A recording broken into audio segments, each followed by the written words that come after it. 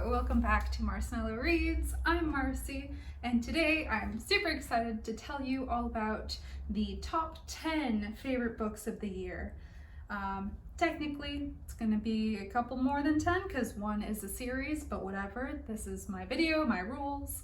So, I think I have like a definitive favorite, like the one book that's like at number one, but the others are not going to necessarily be in a specific order.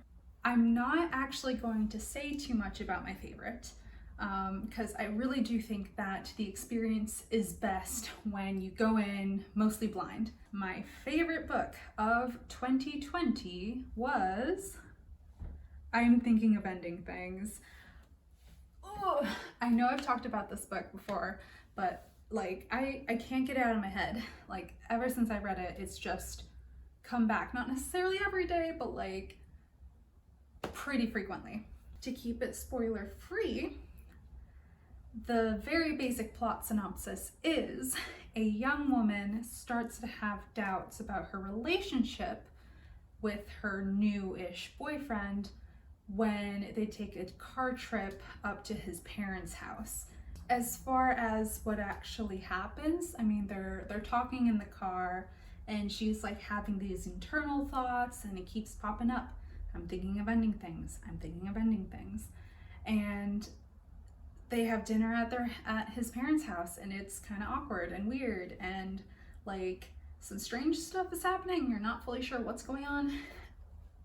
It's unsettling. It's weird. At least when I read it, I had no idea what was happening. For the climax, the very end, I had a sort of kind of idea of what was actually going on. It wasn't until I finished the book and then like immediately went on to like read through online threads to see, okay, what on earth did I just read? I felt a little dumb not, catching it right away, but like whatever, it's fine. I still had a lot of fun with it the first time around. And now that I have a better understanding of what was going on in the book, I am super excited to do a reread, and I do plan on doing that soon. I also really enjoyed the movie. They have their differences, but they are still very, very good works on their own, as well as they complement each other. So I recommend both the book and the movie. Just mwah! Very good work. Like I said, the rest of these are not in any specific order. The next one I want to talk about is The Amber Spyglass by Philip Pullman. And so this is the third in His Dark Materials series. I read the first two a few years ago. I definitely took a gap between reading The Silent Knife and then actually finishing this one. It was definitely one of the first books I read this year, and man, it's so good. I think it was the perfect ending to the series. I had a lot of fun with it. It was also very emotional. You get to see the progression of Lyra and Will's relationship. It's beautiful. At the end, when they resolve the Lyra-Will thing, I cried. I definitely cried.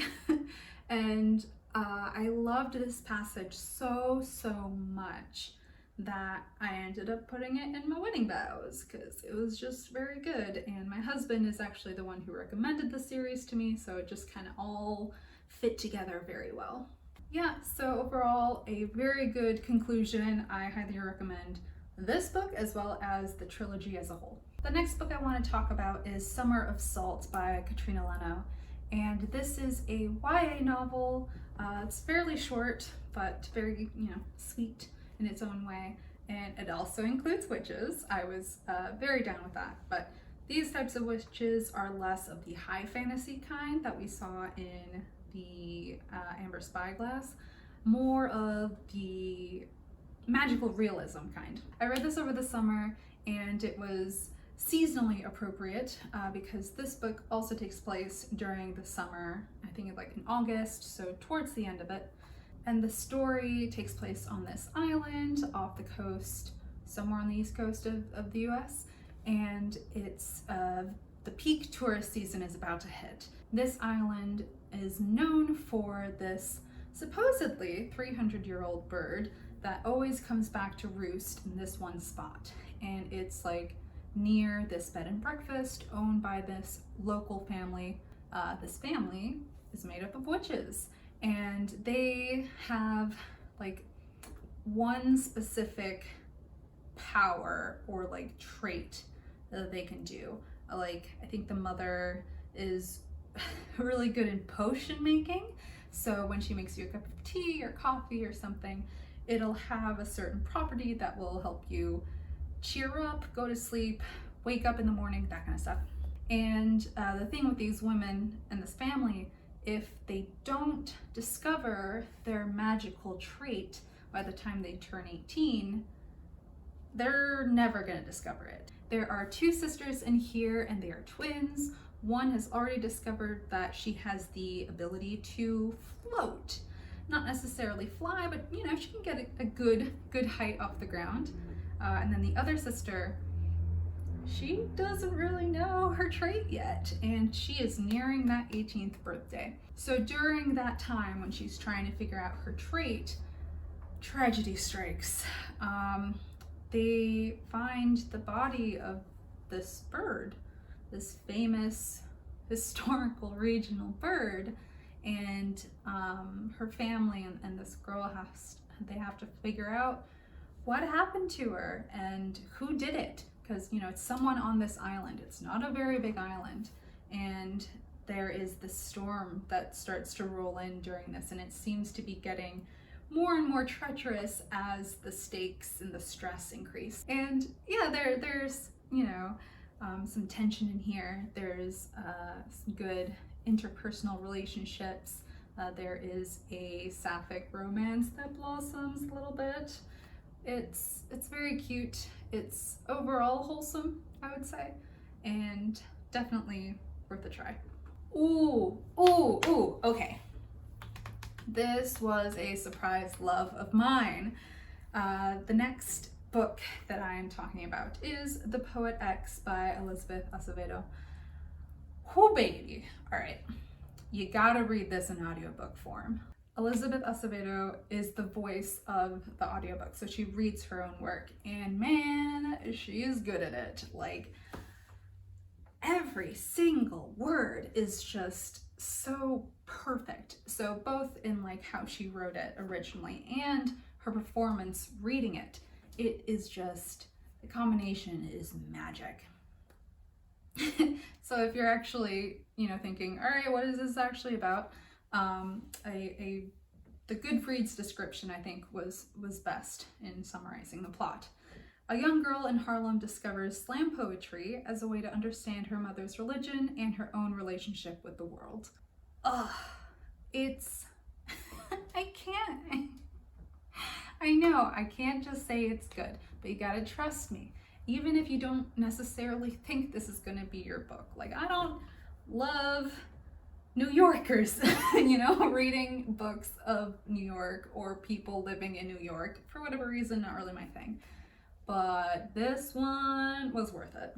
Yeah, like I was saying, there is so much emotion packed into every single one of these lines, every verse. It's beautiful, and you know, like,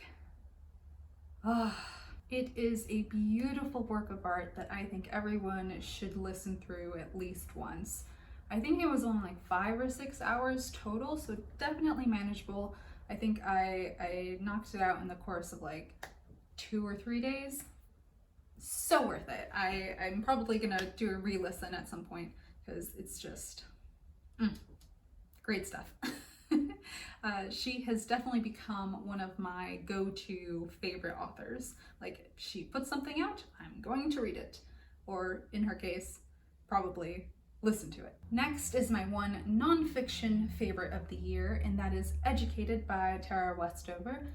I loved it.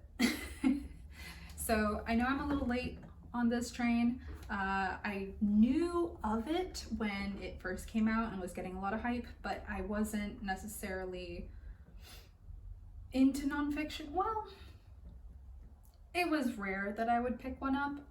At that point, I was still taking classes, so I really wanted my reading time to be escapism. So I was heavily focused on sci-fi and fantasy. But now that I have been expanding my reading and into other genres and categories, I decided to finally give this one a go. And I didn't regret it. It was great. And really sad because, it's a memoir, a true story of Tara's life. And I can't imagine doing what she did. She went through some shit and has come out of it, better than anyone could have imagined for her. It was a bit of a rough read because of that realness, and the author does get into some of the physical and emotional abuses that she faced as a child. So that's not really your thing, then maybe skip this one. But if you think you can handle that, if you're okay reading true stories like that, I think her overall arc is worth it. Tara Westover was raised in the mountains of Idaho in a family that did not believe in modern medicine. So no doctors and no dentists, no stuff like that. And also no formal education. So until she was like 17, like out of the house, she was never in a classroom. Like none at all. They were homeschooled by their mother, but not actually. They had very few homeschool classes even. I was kind of surprised that she was able to read or do any sort of math, because they had kindergarten and early grade school workbooks that they could use, but it's not like they ever graduated onto middle school or even high school level classes. So her education was very informal. And then finally, at the age of 17, she strikes out on her own and starts classes at a university in Idaho. And this is a college course. This is the first time she stepped foot in a real classroom. And she slowly figures out just how much she doesn't know. It is wild. There's a point where in this, I think it was a history or an art history course, where they're talking about the Holocaust. She didn't know what it was. She had to go home and go online and research what this was, because she had never heard of it, which is wild to think of. But think of how many things like that happened to her, because in this tiny little town, mountain town, there are so many things that you don't just come across in your everyday life speaking to other people. So she goes through this massive transformation, and yeah, it is wild. And for how sad it was, it was, it had a good, bright ending, at least for her. And yeah, it was a very interesting, unique read. Next up, I have a classic sci-fi story. I've had this book for years, since maybe high school, I don't know.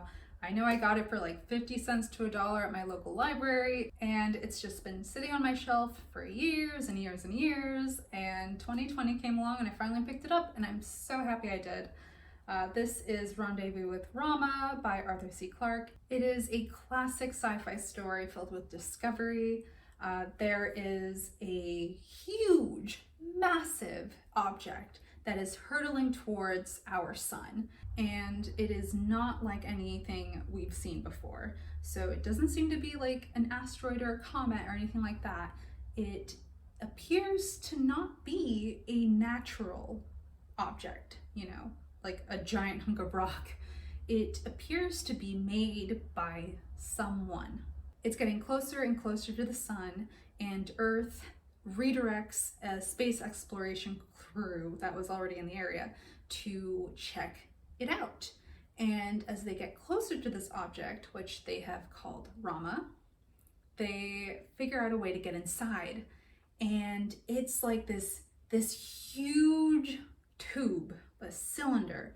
So I think Interstellar had a pretty good imagination of what something like this would look like, but basically it's like rotating. It's like a giant rotating drum, and you're standing on the walls, like the interior. So, you know, you're in the tube and you're standing. That's the entire thing. And it goes on, I think, for a couple miles. Like, it is huge. And they even like see little cities off in the distance. And man, this book is just full of wonder and discovering all of these alien things and figuring out what on earth these weird structures do. And oh, it's great. I had a really good time reading it, and it was a whole lot of fun just like discovering each new thing and figuring pieces of it out. You don't get the whole story in this one. I know it's the first in the series, so hopefully the next in the series are as good as this one, because man, that was fun. Good read. I love the art style in this next one. So this is Through the Woods by Emily Carroll, and it's gorgeous. This is the first of her works that I have read, but I'm definitely looking into her others and more recent ones. It's beautiful. I think I picked this up end of September, end of summer, somewhere around there, because I really wanted to get into the spooky mood. This one did it. It's beautiful. I think it's like 5 short stories packed together, and each of them have these gorgeous characters that she's created, and the stories themselves are good and spooky. For the art style alone, I would recommend this book, but it's just an added bonus that the stories themselves are also entertaining and good. So if you think that this looks eye-catching and maybe worth a read, I highly recommend you seek it out. Another sci-fi favorite for this year is To Be Taught, If Fortunate by Becky Chambers. This author is one that I will always read. I love all of the books that I've read by her up until now, including this one, and I know she has at least 2 releases coming out next year, so I'm looking forward to those as well. But this one is a novella, so it's like a short standalone story that I believe takes place in the same universe as, what is it? A Long Way to a Small Hungry Planet? I think that's it. Oh, it's good. The first line got me. If you read nothing else we've sent home, please at least read this. So this is basically a message packaged together by this small space crew of 4 people. They're sending this back to Earth, and they had originally been sent on a mission that took them like decades of space travel to reach. And at the start of their mission, they had been receiving these like news update videos from Earth, but eventually they just stopped, and there wasn't any reason given why. So the space crew who had been sent to this distant planetary system to see, you know, if the planets surrounding this one star, maybe one of them would be good for terraforming for human needs. So that was their thing. They had to investigate each of these planets and send that information back home. But then, yeah, they don't hear from Earth anymore, so they feel really lost in their mission. Like, do they keep going? What, do they have a home to return to? So it was really interesting to just get the plot of this little book. But what really shined for me were the characters. So there's only 4 that you ever meet in the whole book, and they're all living, you know, in this tiny rocket, basically. And they each feel so real. They have a very distinct personality with very, you know, unique traits. It's a diverse cast of characters, and they have also, you know, not just diversity in ethnicity, but as well as sexual orientation, and like there's an probably ace character, there's I think a trans character, there is a bit of a poly sort of thing going on, which I thought was different and cool. And yeah, overall they work really, really well together. You can definitely imagine them as a sort of found science family, and it was cool. Definitely recommend. It's a quick read. If this is the first book you pick up by her, it I think is a pretty good representative of her work. So if you end up liking this one, I highly recommend checking out her other books. I kind of debated putting this one on my list because it did make me kind of mad, but I'm still thinking about it. And there were a good chunk, there was a good chunk of it that I did really enjoy. So I'm gonna keep it. It's not for everyone. Okay, let's actually get to it. The next one is A Little Life by Hanya Yanagihara. I had heard about this book from some other YouTubers that I watch, and I knew what I was getting into. I'm still mad, but I knew. It follows 4 college friends. They all meet, they're all roommates at this college together, and they grow up and are friends and continue to be friends. And you follow these guys from basically when they meet to college all the way to the end, whatever that may mean for each of these characters. And you do get a little extra story, so like basically birth to end for the main character, really, who is Jude. So Jude is a precious little boy who needs to be protected even when he grows up into a man, because he's been through some shit. None of it is his fault, and it's awful reading every single terrible thing that happens to him. You're like, why? He's been through enough. But no, it never lets up. But he's a good boy, and he deserves lots of love and friendship, and he does get that. But it doesn't make all the bad things go away. And you kind of see how his history, his past, continues to haunt him. It's a lot. Besides our main boy Jude, we have the other 3. The second main boy, Willem, he becomes Jude's best friend and protector, basically, from the start of college. And they go on to be roommates afterwards. They have like a tiny little New York apartment together, and eventually, move on with their lives. And then the last 2 are Malcolm and JB. They play lesser roles in the story, but they're still, part of the main cast of the 4 friends.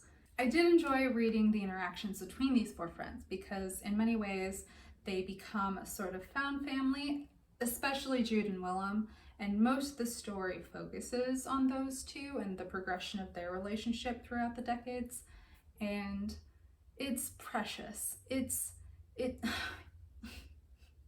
like a tiny sprouting little plant that you want to protect with all of your heart, but winter is coming and it's gonna go bad. Yeah, so if it wasn't clear, I would put a disclaimer on this book. So many times it feels like it's just torture porn, like emotional torture porn. Like I had to stop and really think, like, okay, why is the author writing this specific story? Because it's not like based on a true story or anything. And even at the end of it, I didn't fully understand why. Like, what was the purpose of going through this entire 900-page saga just to be in pain so much? I cried so much. The last I don't know, 8% of the book, I knew I had to dedicate a set time where I was able to not have to deal with the world because I knew I was going to be out of commission after finishing this book. I think it was worth it. I don't know. It's tough. Like, I'm putting this on my favorites list, but with all of these caveats, and still, it was such a moving book. Like, it, it plays some emotional tricks on you, but still, I think it was worth the journey to see the found family interactions between Willem and Jude, as well as Jude and his, found family through his adoptive parents and stuff like that. And there are a lot of good moments in this book, but there's also a whole lot of awful moments, and I will leave it up to you to see if you actually want to continue. Ultimately, I do recommend it because it did have such an impact on me, but I also recommend keeping some tissues nearby. The number 10 on this list, like I alluded to, is not just one book, but a series of books, because I couldn't just pick one, and meh. This is the Diviners series by Libba Bray. I first picked this up, I think January of last year, so like right at the beginning of the year, and it was great. It was so good, because at the beginning of this year, I really felt it was appropriate to read the Diviners because it was set in the 1920s. And being the 2020s, I was like, oh yeah, I can totally get behind this. It's like thematically appropriate. Because I thought it was going to be, a good year or something. I really enjoyed reading these books. The first one does a really good job at introducing the world it's set in. So it's like the 1920s that we had in the US. It's mostly focused in New York City specifically. And it is so vivid, like you can almost hear the jazz music in the background, but it was really cool reading, the description of the city at the time, as well as the characters. Oh, I think overall, this was my favorite cast of characters from everything I read this year. I guess it's technically YA. It's this group of teens that find each other out of either finding out about themselves that they have special powers, or they have been connected to people associated with those powers. For example, our main character Evie, she starts off the book out in like a random Midwestern town, her hometown, and she gets shipped off to live with her uncle in New York because she got into trouble back in her hometown by using her special powers. There, her uncle, he is the owner of this occult museum. He gets called in to assist on this series of serial murders, and the police believe there's some like occulty stuff going on with them just because of the way the bodies are displayed. So, ew, but interesting. And Evie, being Evie, decides to go along with her uncle to these crime scenes to see if she can maybe use her powers to help figure out who's killing these people. And these killings end up connecting all of these different people together, and they, eventually come together to find the killer and bring him down. So yeah, there's like this huge cast of characters. They're all coming together. They all have different backstories. They're fairly diverse for the 1920s, and it's good. You get really good interactions between Evie and everyone, really. The romance is fine. Like, I definitely ship Evie and Sam over Evie. I don't even remember the other guy's name. It's fine. Don't care about him. I enjoyed the romance, it hooked me. I think of the 3 so far, I know there's a 4th one, King of Crows. I haven't read it yet because I'm a little nervous. I think I'm just gonna do it this year. It's gonna happen at some point. So the first book, The Diviners, it focuses on this like supernatural serial killer that brings the friend group together. The second book focuses on this mysterious supernatural sleeping sickness that happens at the heart of like Chinatown. There is also a ghost, and it's quite possible that the ghost is connected to the sleeping sickness. That's pretty good. It does a good job at introducing the new character and bringing her into the friend group. It also continues to do some very good character development with the friend group. And then in the third book, the group tries to figure out more about their powers. So why they specifically have these powers, why they're all basically the same age, and how they're all connected. And in doing so, they discover a new terror. And that leads into the fourth book, which I will be reading soon at some point. I hope you all found some good new favorites in 2020, and I wish us all a good reading year in 2021. I look forward to talking about the books I read in December in my next video, and after that, I'm really excited to talk about my reading journey of the past 10 years. Basically, I'll be going through the reading journal that I've been keeping for the past decade. It's about to hit its 10-year anniversary, so look forward for that.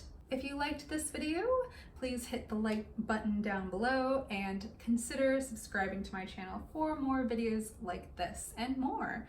I hope you all have a wonderful week. Goodbye!